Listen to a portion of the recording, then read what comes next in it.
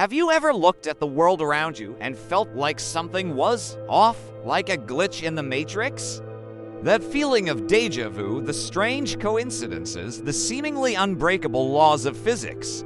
What if I told you there's a theory, a serious scientific and philosophical idea that suggests our entire universe, everything we know and love, is nothing more than a highly advanced computer simulation?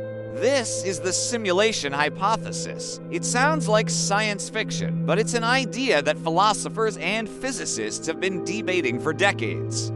The core concept is simple. If a civilization becomes technologically advanced enough, they could create simulations of reality that are indistinguishable from the real thing.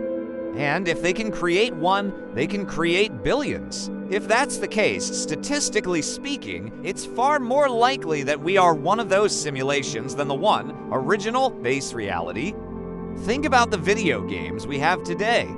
In just a few decades, we've gone from simple pixelated characters to vast, open worlds with stunningly realistic graphics and non-player characters that have their own routines and behaviors. Now, projects that progress forward 1,000 years or 1,000,000. Imagine a computer powerful enough to simulate not just a city, but an entire galaxy, down to the last atom. For the beings living inside that simulation, their world would feel completely real. They would have their own laws of physics, their own history, their own consciousness. They would be us. So, what's the evidence? Well, there isn't any direct proof, but there are some intriguing clues. One of the most fascinating comes from the very nature of our universe. The world seems to be built on mathematical rules. From the orbit of the planets to the behavior of subatomic particles, everything can be described by equations.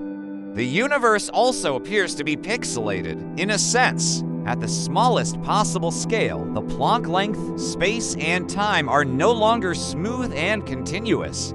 It's as if there's a fundamental resolution to our reality, just like the pixels on a computer screen. Could this be the processing limit of the cosmic computer running our world?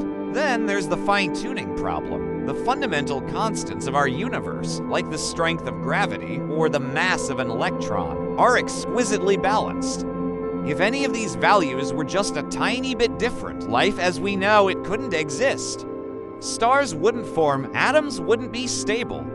It's as if someone deliberately set the dials to the perfect settings to create a life-friendly universe. Was it a lucky coincidence, or did a programmer set these parameters intentionally?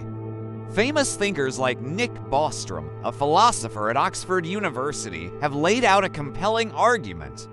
He presents a trilemma. One of three things must be true. 1. Civilizations almost always go extinct before they reach the technological maturity to create ancestor simulations. 2. Advanced civilizations, for some reason, lose interest in creating such simulations. Or 3. We are almost certainly living in a simulation. Given that we are already creating our own primitive simulations and have a deep curiosity about our past, the first two options seem less likely than the third. But if we are in a simulation, what does that mean for us? Does our life have any meaning? The short answer is yes, absolutely. Your experiences, your emotions, your relationships, they are all real to you. A simulated feeling of joy is still joy. A simulated act of kindness is still kindness. The platform our reality runs on doesn't change the substance of our lives. In fact, it might make it even more wondrous. It could mean our universe was created with a purpose, perhaps for research, for entertainment, or even as a form of digital art. And who are the simulators? Are they future humans studying their past? Are they an alien species with unimaginable technology? Are they benevolent gods or just cosmic teenagers playing a game? We have no way of knowing. They could be beings made of pure energy, living in a higher dimension. The possibilities are truly limitless and mind-boggling. This idea also opens up some wild possibilities. If our reality is code, could it be hacked? Could we find cheat codes to bend the laws of physics? Like gaining superpowers or traveling faster than light? Some physicists are actively looking for evidence. They're searching for glitches in reality, tiny inconsistencies in physical laws that might betray the simulation's underlying code. For example, they're looking at cosmic rays. If space is a grid, high-energy cosmic rays shouldn't travel equally in all directions. Finding such a pattern could be our first real clue. Even if we never find proof, the simulation hypothesis is a powerful thought experiment. It forces us to question the nature of reality and our place in the cosmos. It pushes the boundaries of science and philosophy. It's a modern creation myth, one born not from ancient texts, but from computer code and quantum physics.